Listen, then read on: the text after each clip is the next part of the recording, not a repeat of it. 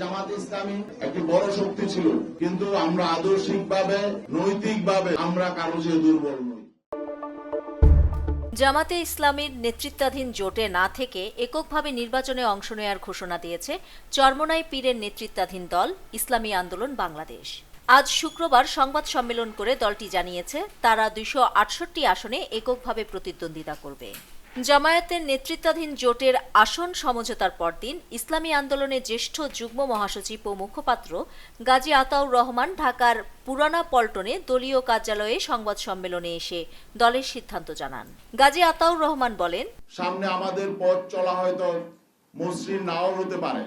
ইসলামের নীতি আদর্শের ভিত্তিতেই সকল মানুষের অধিকার প্রতিষ্ঠা সম্ভব। ইসলামী আন্দোলনের প্রার্থীরা 270 আসনে মনোনয়নপত্র জমা দেন, তবে 2টি আসনে মনোনয়নপত্র বাতিল হয়েছে। বাকি 268 আসনে ইসলামী আন্দোলনের প্রার্থীরা কাজ করছেন জানিয়ে আতাউর রহমান বলেন, এসব আসনে দলের প্রার্থীরা আলাদাভাবে নির্বাচন করবেন, একজনও মনোনয়নপত্র প্রত্যাহার করবেন না। ক্ষমতার রাজনীতি আমরা সেভাবে করি না, আমরা নীতি আদর্শের রাজনীতি করি। আমাদের মূল লক্ষ্য ইসলাম।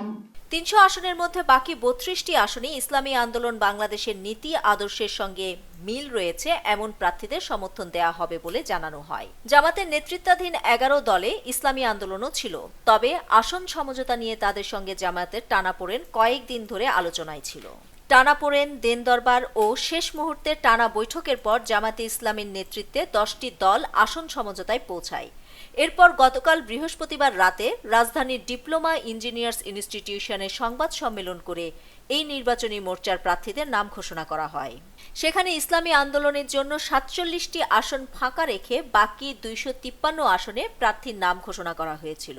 এরপর আজ সেই জোট ছাড়ার সিদ্ধান্ত জানালো ইসলামী আন্দোলন। নিউজ ডেস্ক, দৈনিক পূর্বকোণ।